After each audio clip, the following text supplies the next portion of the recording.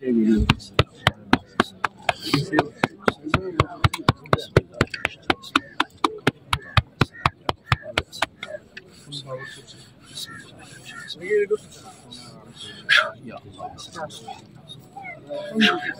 اديني وضع غوالي کلیپو دی به ګرځېدی نه شو.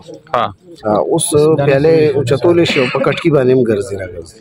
مخکې دا نه شو کولی؟ پهلې دا نه شو کولی. څومره وخت نه بیمار و؟ دی تقریبا یو 4-5 کاله وشو. نو کم کم ځای مې علاجونه کړي؟ موږ ډېر زیات دی ګرځولی، دمونو له هر څه له مو بوتلی. نو هلته به فرق څه راتلو؟ بیخي فرق نه بابا. دلته څو پیره راغی؟ دا دویمه پیره. څومره فرق به راغلی 100 کې؟ یاره ډېر فرق راغلی. مخکې به دی بیخي راکېدی نه شو، اورېدو اوس امتیاز هم خپله کوي. پهله به نه شو کولی. لکه مطمئن دم نه؟ ډېر زیات. څه پیغام ورکړي خلکو ته؟ نو بس پیغام خدا ورکو چې الله دې نور هم خلکو له شفا ورکړي. امین.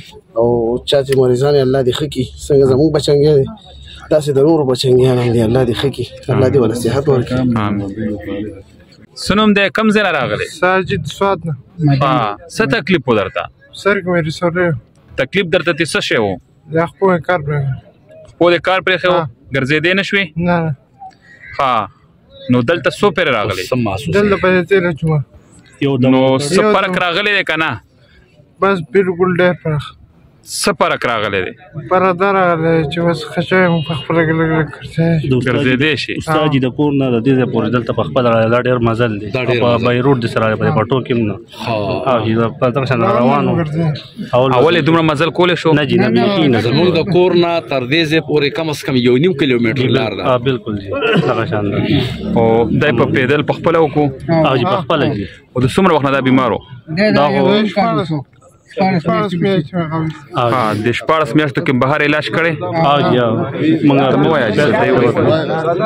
جي پیرسوپیر صاحب ته بتلو، دا یو کال غالبا موږ د هغه نه علاج وکړو. خو لکه هغه خو دغه داغونه او دوايانې مې هغې سره څه دغه نه و شوی. او 13 پیره موږ دلته رالو جمعې په ورځ، او دغه لږ څاڅکي یې ورکړي وو. استاد جي دم وکړو، دغه دم سره دی وي زما طبیعت سپک دی اوس. سپک دی؟ رسولی به خوله ویستي که یو دم دی شوی دی؟ یو دم شوی دی جي. او ماشاءالله دومره فرق راغلی دی. جي بالکل. خوشحاله یې؟ او بالکل خوشحاله. څه پیغام ورکړي خلکو ته؟ جي موږ دا پیغام ورکړو چې موږ په خپله ډېر زیات وکړي دي چې خو دا دم داسې دی لکه قلهوله هم د خوار دی کې خو خوله د مضبوط پکار دي. نو استاد جي انشاءالله چې دغه یو دم کړی نو زموږ ورسره ډېره افاقه شوې. او چا ته هم څه تکلیف دغه رسولی شوله، د شوګر بیماران موږ تپوس وکړو د یو ځای یو بل نه، هغوی وایي چې موږ سره بالکل دغه شوی زم چې راشي په وخت باندې خپل دغه وکړي، علاج دلته وکړي.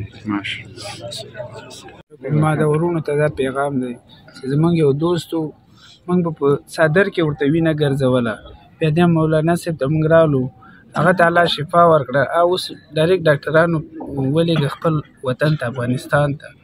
نو دا د اسلام آباد کوم هسپتال چې عمران خان جوړ کړی په دې کې پروت و، په څادر کې به موږ وینه ورسره ګرځوله. نو هغه ته الله تعالی اوس شفا ورکړله. اوس ډاکټران ورته ویل چې یاره تاسو ځئ 3 میاشتې پس به بیا تاسو راځئ. نو اوس موږ د مولانا صاحب ته زه اوس په خپله راغلم چې موږ هم دم کړي، موږ ته هم الله شفا راکړي. ماشاءالله. رونو دی وایي چې زموږ یو دوست الله شفا یابه کړی، نو زه ځکه رالم چې هغه ته الله شفا ورکړه او وینه به یې ورسره ګرځوله. دونه به ورته ضرورت و. ډاکټرانو بس چوټي کړه چې بس ته ټیکي بیا 3 میاشتې پس چې چیک اپ له به راځي. نو وایي هغه زموږ ملګرو د هغې په ریفرنس او د هغې په وساطت سره وایي زه اوس دلته هم نه راغلی یم.